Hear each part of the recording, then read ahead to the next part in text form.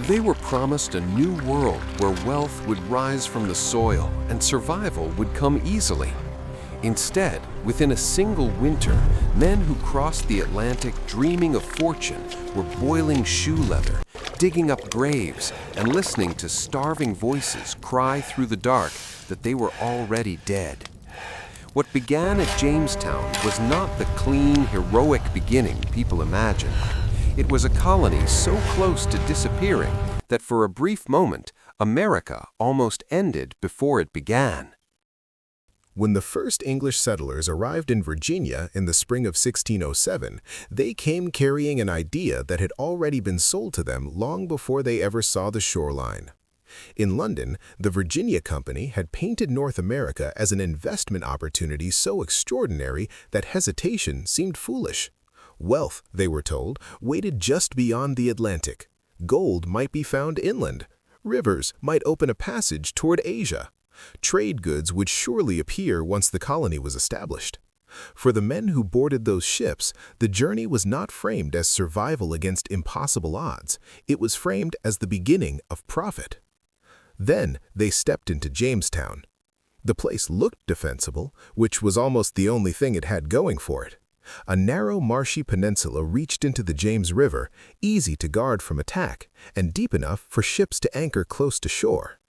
Military logic shaped the decision, but military logic did not care whether crops would grow, whether water could be trusted, or whether disease would breed in every patch of standing mud. And disease arrived almost immediately. The river that seemed so convenient turned dangerous with every tide. At high water, salt pushed inland and left the drinking supply brackish. At low water, filth collected along the edges. The settlers dug wells, but the groundwater beneath them was already compromised. Their own waste seeped downward. Sulfur tainted the water. Natural arsenic sat hidden in the geology beneath the fort. Every cup they lifted to survive was carrying something that made survival less likely. The heat did the rest. Mosquitoes swarmed from the marsh and brought malaria with them. Men weakened within weeks. Fever spread through cramped shelters. Dysentery emptied bodies already losing strength. Some died so quickly that there was barely time to bury them before another took their place. By the end of that first year, more than half of the original settlers were gone. And what makes that first collapse even darker is that the English had arrived at exactly the wrong moment in the natural history of the region. Tree ring studies done centuries later revealed that Virginia was entering one of the worst droughts in nearly 800 years. Not a difficult season, not one failed harvest, a prolonged environmental crisis that lasted years. That drought changed everything around them. The river became saltier as freshwater flow dropped. Local crops suffered. Wild food became harder to gather. Even the Powhatan Confederation, whose towns stretched across the surrounding rivers, faced pressure on their own food supply. Yet the English kept behaving as though abundance still existed because that was the only version of Virginia they had been taught to expect. They had also brought the wrong kind of workforce. Too many of the early settlers were gentlemen, soldiers, and men who imagined discovery rather than labor. Very few had real agricultural experience suited to unfamiliar land. Too many still believed that someone else would do the hard work while they searched for the wealth that justified the voyage. The colony's communal food system made that worse. Everyone drew from shared stores, whether they contributed or not. The result was resentment, exhaustion, and constant accusation.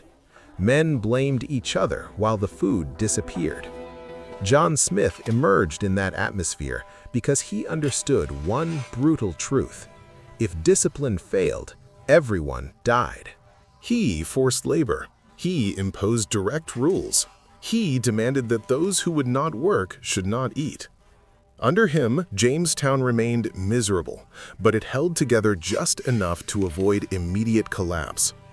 Yet even Smith's authority could not fix poisoned water, drought, disease, or the fact that the colony existed inside a political landscape it barely understood. Because Jamestown had not landed in empty land. It had planted itself inside Powhatan territory within a confederation of dozens of Algonquian-speaking communities already connected by trade, power, and military alliances. At first, there were exchanges, cautious diplomacy, food trading, moments when survival seemed possible through uneasy coexistence. But those moments never lasted.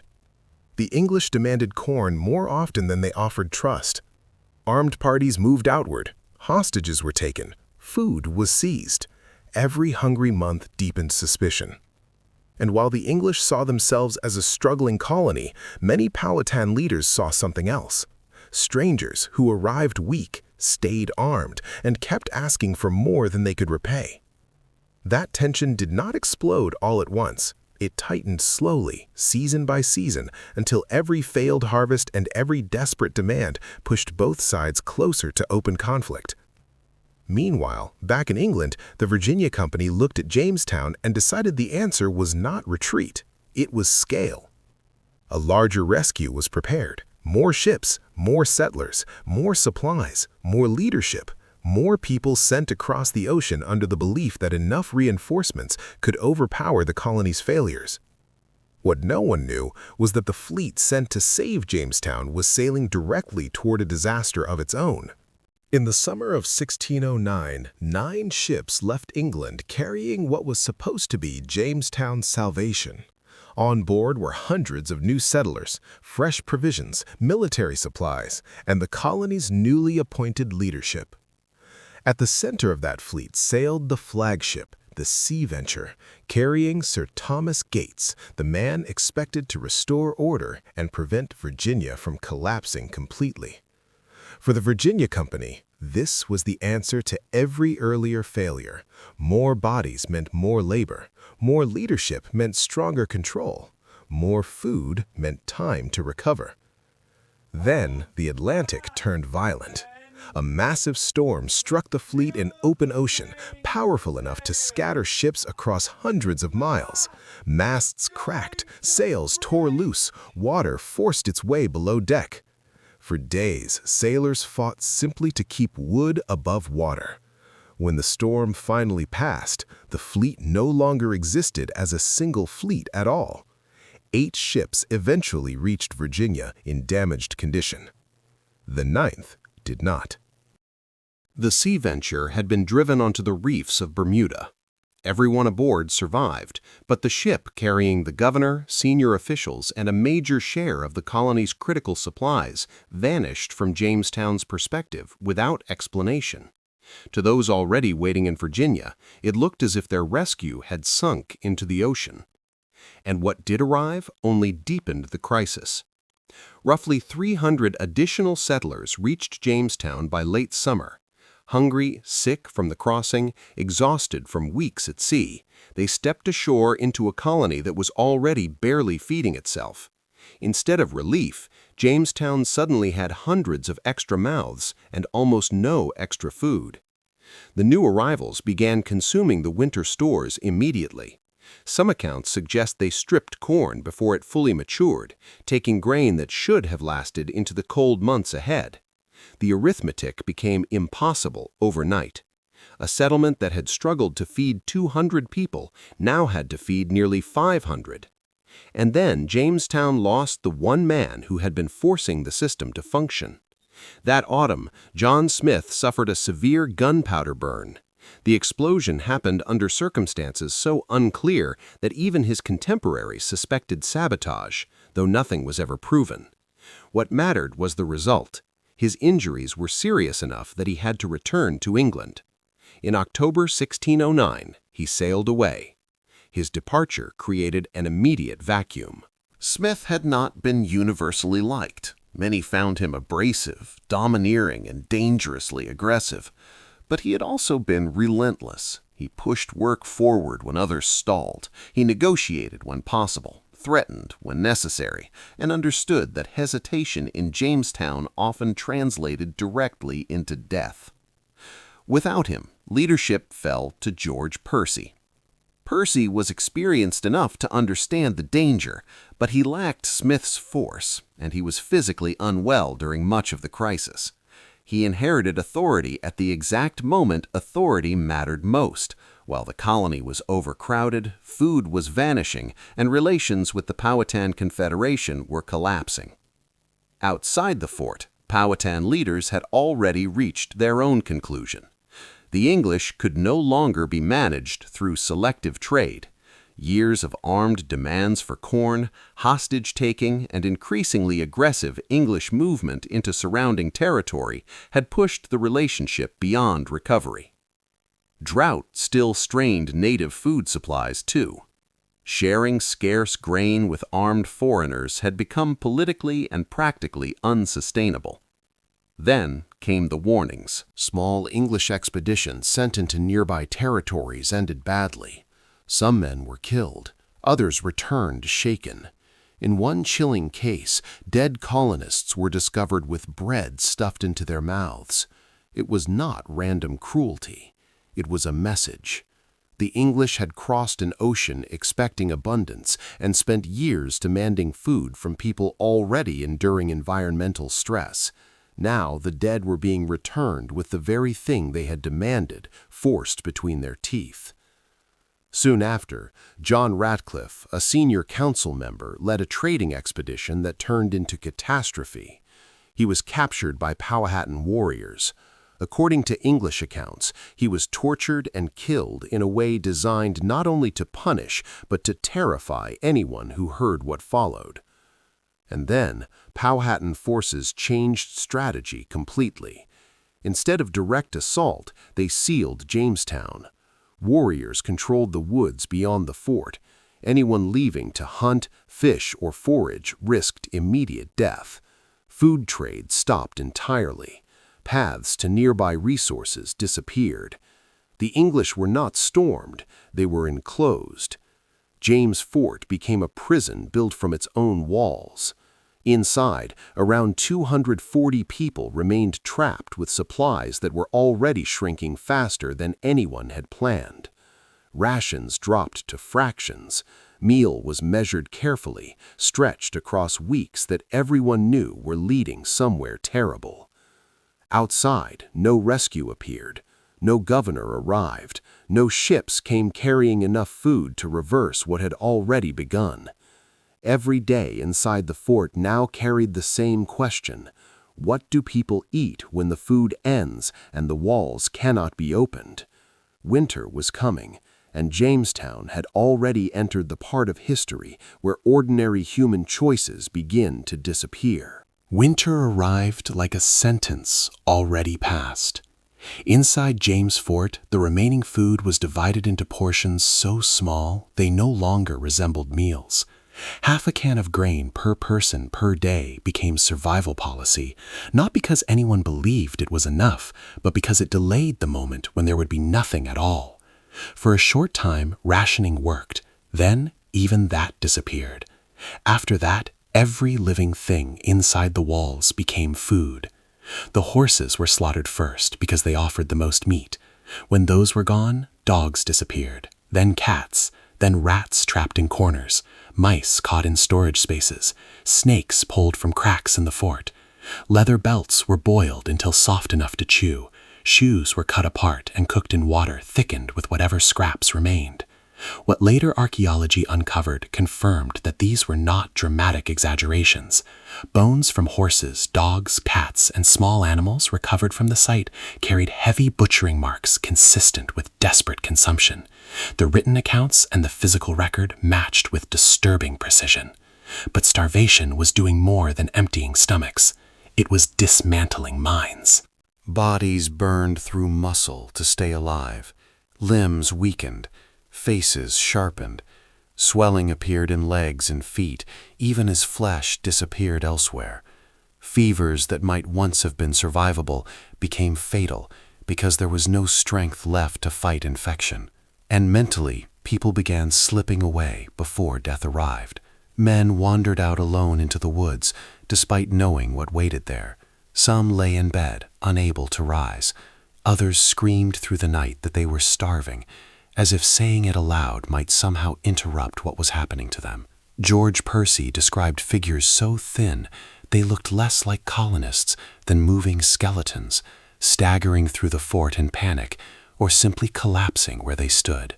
Outside the walls, Powhatan warriors waited with patience that turned the siege into something medieval in its cruelty. There was no need to storm the fort when hunger was already doing the work.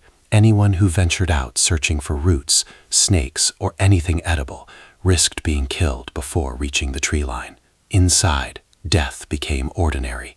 People who seemed alive at dusk were sometimes found dead by morning. Others died while speaking. Some stopped speaking altogether and simply stared. And then the line everyone fears in famine was crossed. Multiple contemporary witnesses described colonists digging up graves to eat the dead.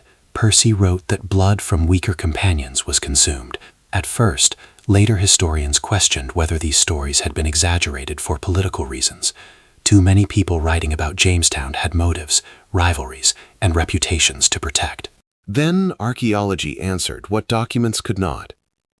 In 2012, within a trash deposit dating directly to that winter, archaeologists uncovered partial remains of a teenage girl, later called Jane. She had been about 14 years old. Her skull carried sharp cut marks. Tentative strikes appeared on the forehead, where someone had first tried to break bone without knowing how. Deeper blows at the back showed stronger attempts when the first cuts failed. Knife marks along the jaw indicated flesh removal. She had not been buried with ceremony. She had been discarded with kitchen waste, animal bones, and food scraps. The conclusion reached by forensic investigators was direct. Her body had been butchered after death during the famine. Not ritual, not violence in battle. Survival. The horror of that discovery is not only what happened to Jane, but how human the cut marks looked. They suggested hesitation, uncertainty, someone doing something terrible for the first time because starvation had narrowed every remaining choice. By spring, the numbers told the rest of the story. Of roughly 500 colonists in Virginia the previous autumn, fewer than 1/5 were still alive. Inside Jamestown itself, only about 60 survived. And at the exact same time those 60 were collapsing inside a fort that smelled of sickness and death, the missing leaders from the sea venture were living in Bermuda. Stranded, yes, but alive. They had wild hogs, sea turtles, mild weather, and enough material salvaged from the wreck to build 2 new vessels. While Jamestown starved, Bermuda became a strange temporary refuge where survival was difficult but possible. In May 1610, those newly built ships finally reached Virginia. Sir Thomas Gates stepped into Jamestown expecting hardship. What he found looked closer to aftermath. Survivors were gaunt, barely standing, some too weak to react with relief. The fort itself carried visible evidence of collapse. Gates made the only rational decision available: leave. There was not enough food left to sustain the survivors until another supply fleet might appear, so the remaining colonists boarded boats and began sailing down the James River, abandoning the settlement entirely. For a brief moment, Jamestown ended. The first permanent English colony in North America was no longer occupied. The survivors were heading for England, leaving behind poisoned wells, ruined shelters, graves, and everything that had nearly destroyed them. Then, history turned because of timing. Just miles downriver, another fleet appeared. Lord Delaware arrived carrying food, fresh settlers, weapons, and orders to continue the colony. The retreating boats were intercepted and ordered back. Had those vessels passed each other by a few hours in darkness or bad weather, Jamestown might have vanished permanently. Instead, the survivors turned around. They returned to the same fort where starvation had nearly erased them, and under new military discipline, the colony continued. Harsh laws followed, forced labor intensified, punishments became brutal, and almost immediately, English retaliation against nearby Powhatan communities escalated into deliberate violence that killed civilians, destroyed crops, and hardened a war already soaked in revenge. Jamestown survived, but survival did not make it noble. It became profitable only later when tobacco transformed Virginia into a colony worth keeping. By then, the pattern had already been established. Land seized, labor extracted, violence normalized, survival purchased at someone else's cost. That is why Jamestown matters so much. Not because it was heroic, because from the beginning it exposed how fragile the project really was. A colony built in the wrong place, under the wrong assumptions, during the worst drought imaginable, surviving not through planning, but through accident, force, and timing. And buried beneath all of that, 4 centuries later, a 14-year-old girl's bones still carried the final proof that the darkest stories had not been invented. They had simply been too horrifying to forget.